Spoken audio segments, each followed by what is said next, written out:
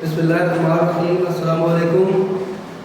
Dear student of class second year, I am Professor Chanshazad, the Department of Pakistan Studies.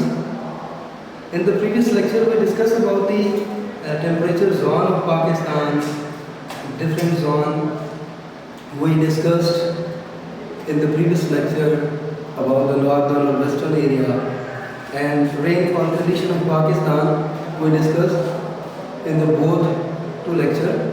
First of all, I have to discuss about this lecture, and it is very important topic, imbalanced economic growth and regional disparity.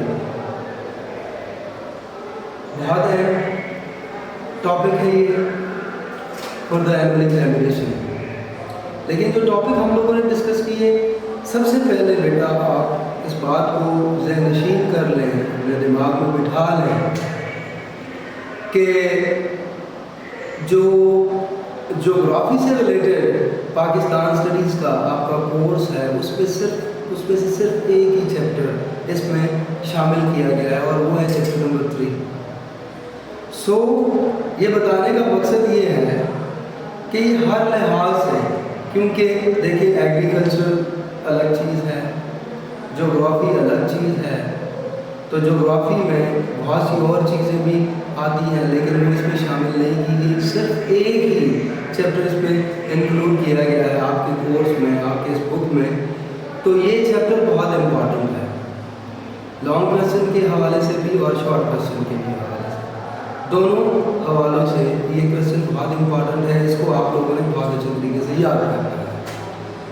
अब चूँकि rainfall condition, about the season and about the temperature zone we discuss in the previous lecture, और उनको मुझे पता है कि temperature zone के हवाले से जो हम लोगों ने जितने भी एरियाज पढ़े उनको, और वो तमाम के तमाम चीज़ें जो हम लोगों ने रेनफॉल कंडीशन ऑफ पाकिस्तान के रेनफॉल किन किन एरियाज़ में कितने मिलीमीटर रिकॉर्ड की जाती है, कुछ एक्स्ट्रा जो नॉलेज था मरी के हवाले से, वो मैंने आपको वैसे उसको लिख लें, उसको आप एक्सप्लेन भी कर सकते हैं, उसका रेफरेंस भी दे सकते हैं, आपके पास बहुत ज़्यादा ऑप्शन है इसका।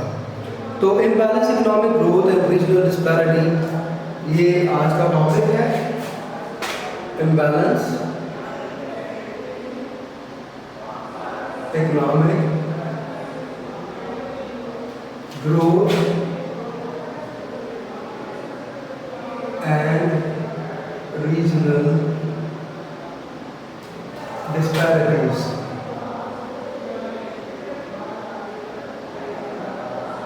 ठीक है, इम्बैलेंस इकोनॉमिक ग्रोथ, ठीक है, इकोनॉमिक कहते हैं मुआशी अदम तवाज़ुन और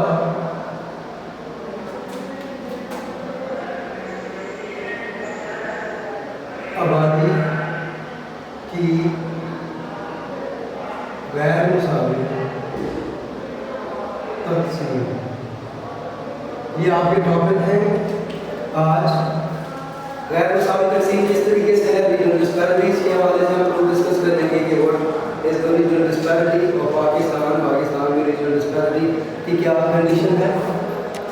इसमें सबसे पहले हम लोग डिस्कस करते हैं इकोनॉमिक डिस्पैरिटी इस तरीके से है कि in the class 10th we discuss कि पाकिस्तान के जो इंडस्ट्रियल एसेट्स थे वो 60% इंडस्ट्रियल एसेट्स सिर्फ 20-22 खानदानों के पास थे। इससे मुराद ये है कि पाकिस्तान की जो वेल्थ है वो सिर्फ चंद हाथों तक महदूद थी। यानी कि जो economic imbalance economic growth and regional disparity है उसके हवाले से बात कर रहा हूँ मैं। और इसमें ये है कि जो due to the rural natural factors वो ये है कि यहाँ पर lack of planning and lack of management बहुत ज़्यादा है कि अगर किसी भी चीज़ को अच्छे तरीके से मैनेज नहीं किया जाएगा, अच्छे तरीके से उसकी मैनेजमेंट नहीं होगी, प्लानिंग नहीं होगी उसके मतलब, या उसके मुताबिक, तो फिर किसी भी मुल्क को, किसी भी एरिया को बहुत ज़्यादा प्रॉब्लम का सामना करना पड़ता है। और यही वजह है कि पाकिस्तान में अगर देखा जाए तो सबसे पहले हम लोग इंट्रोडक्शन में इसके देखते हैं कि इंट्रोडक्शन में सबसे मेन जो है वो क्या चीज़ है। इंट्रोडक्शन में अगर हम देखें तो रीजनल डिस्पैरिटी हमें वाज़ेह तौर पर नजर आएगी। वो ये है कि पाकिस्तान की अगर डिस्ट्रीब्यूशन की जाए तो इसमें जो अकॉर्डिंग टू द 1998 सेंसस उसके हवाले से अगर हम लोग बात करें तो कुल मिला के हमारे तकरीबन कोई राउंड अबाउट 13 करोड़ 13 से 14 करोड़ पॉपुलेशन जो है वो यहाँ पर, जिसमें 7.36 करोड़ जो है वो पंजाब की। इसी तरीके से अगर हम सिंध के हवाले से बात करें तो 3.41 करोड़ ये सिंध है। और केपीके में जो पॉपुलेशन है वो 1.77 करोड़ केपीके। और बलूचिस्तान में सिर्फ 65 लाख पॉपुलेशन बलूचिस्तान। अब हम लोग इकोनॉमिक ग्रोथ या रीजनल डिस्पैरिटी को डिस्कस करेंगे। पंजाब में 26% एरिया है पाकिस्तान के कुल एरिया का, और पॉपुलेशन कितनी है 7.36 करोड़। इसी तरीके से बलूचिस्तान को अगर हम देखें तो बलूचिस्तान के पास जो टोटल एरिया पाकिस्तान है वो 44% है। 44% एरिया यानी कि जो 796,096 स्क्वायर किलोमीटर है उसमें जो 26% इलाका है उसको उस पर पॉपुलेशन देख लें, और जिसमें 44% एरिया है पाकिस्तान का उसकी पॉपुलेशन देख लें, तो हमें वाज़ेह तौर पर बहुत बड़ा फ़र्क नज़र आएगा। और इसी फ़र्क को दो हिस्सों में तकसीम किया जाता है अगर हम लोग पॉपुलेशन की बात करते हैं। किस तरीके से? एक होता है डेंस पॉपुलेशन,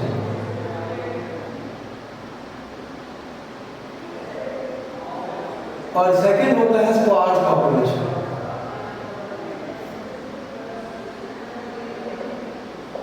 डेंस पॉपुलेशन और स्पार्स पॉपुलेशन में ये फर्क होता है कि यहाँ पर डेंस पॉपुलेशन का मतलब होता है, यहाँ पर हम लोग इसको लिखेंगे, डेंस पॉपुलेशन का मतलब होता है स्मॉल एरिया और लार्ज पॉपुलेशन। इसी तरीके से स्पार्स पॉपुलेशन का मतलब होता है लार्ज एरिया, और इसका ऑपोजिट है लार्ज एरिया और स्मॉल पॉपुलेशन।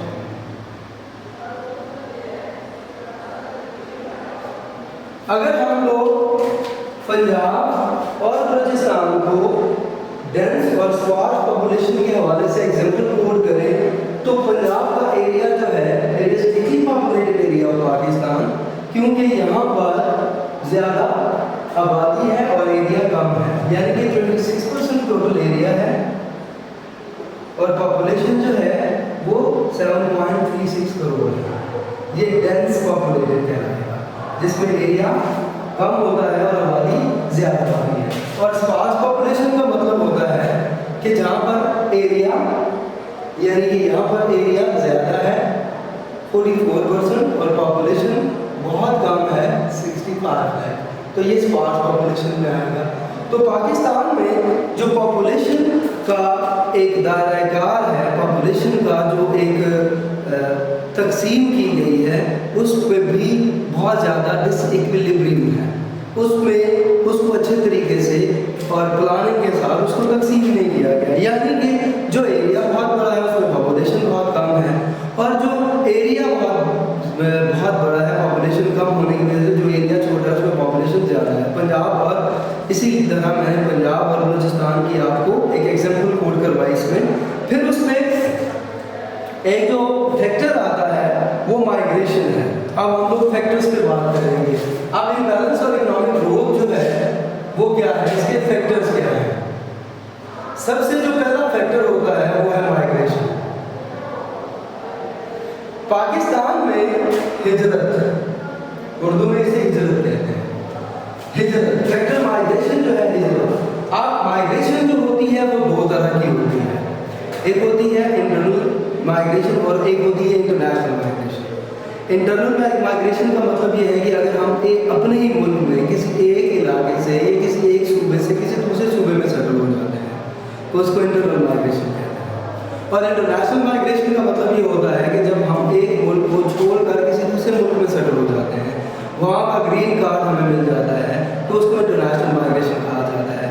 अब हमारी जो इंटरनल माइग्रेशन है उस पर सबसे जो मेन जो कॉजेज हैं वो क्या क्या हैं। हमारी इंटरनल जो माइग्रेशन है या हमारी जो दाखिली माइग्रेशन जिसे कहा जाता है उसमें फैक्टर्स बहुत से हैं। इसमें सबसे पहले जो फैक्टर है वो ट्रांसपोर्टेशन का है,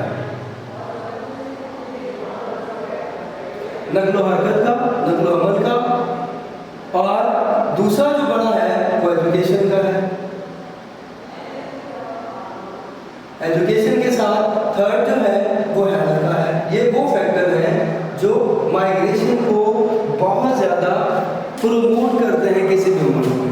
यानी आप ये देख लें कि वो तमाम के तमाम एरिया, अब अगर हम लोग फॉरेन कंट्रीज़ की तरह या यूरोपियन कंट्रीज़ की तरह अगर हम सोचें या हम देखें कि फॉरेन कंट्रीज़ में लोगों ने देहातों में भी अपने घर बनाए हुए होते हैं और वो उसी एनवायरनमेंट में बहुत ज़्यादा खुश होते हैं। क्यों? क्योंकि उन लोगों को देहातों में भी ट्रांसपोर्टेशन की, एजुकेशन की और हेल्थ की फैसिलिटी मिलती है।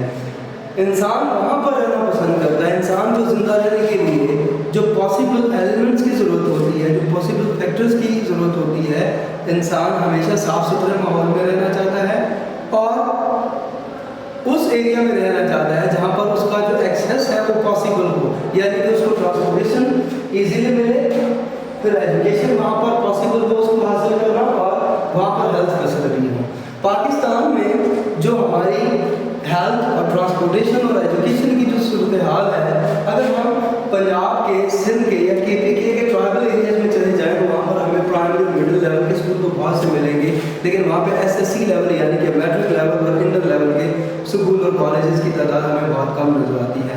अब लोग उस कमी को पूरा करने के लिए अब क्या होगा, अब जो इंटरनल माइग्रेशन है वो बहुत ज़्यादा प्रमोट होगी। उसकी वजह ये है कि लोग जो पढ़ लिख जाते हैं, जो बाशऊर हो जाते हैं, वो ये कोशिश करते हैं कि उनके बच्चे हमेशा अच्छे एनवायरनमेंट में, अच्छे माहौल में पले बढ़े जहाँ पर उनको हेल्थ, एजुकेशन और ट्रांसपोर्टेशन फैसिलिटी अवेलेबल हो। अब वो फैसिलिटी क्योंकि हमारे एरियाज जो अर्बन एरियाज हैं वो बहुत ज़्यादा होती है, इसलिए जो हमारी इंटरनल माइग्रेशन है वो ये है कि रूरल एरिया से लोग निकल के अर्बन एरियाज में आके सेटल होना शुरू हो जाते हैं। ये बहुत बड़ी कॉज है। हम यहाँ पर पढ़ते हैं due to the better living condition and more business facility. ठीक है, इसमें बिजनेस का एक फैक्टर रह गया था। लोग जॉब भी चाहते हैं, लोग कहते हैं कि अच्छी जॉब हो और एक ऐसा काम करें जिन काम या एक्टिविटीज़ की बुनियाद पर उनको अच्छा मुआवजा मिले। ठीक है, in this cities the people are migrating in the great number from the rural to the urban areas. यहाँ से रूरल से अर्बन एरियाज में लोग बहुत ज़्यादा आना शुरू हो जाते हैं। This trend is creating enormous social and cultural and economic problem. इससे मुआशी, मुआशरती और सकाफती बहुत से मसाइल जो हैं वो पेश आना शुरू हो जाते हैं। बिग सिटीज़ आर एक्सपेंडिंग, शहर आहिस्ता आहिस्ता ज़्यादा बड़े होना शुरू हो जाते हैं और इससे फिर क्या होता है, एंड अनमैनेजेबल पेस यहाँ पर मैनेज करना बहुत मुश्किल होता है। Investment is being diverted only to the urban areas. इसलिए जो इन्वेस्टमेंट होती है वो सिर्फ अर्बन एरियाज तक ही महदूद रहती है, वो देहाती एरिया में इन्वेस्ट नहीं होती। Health and education facilities are being concentrated only in the big cities.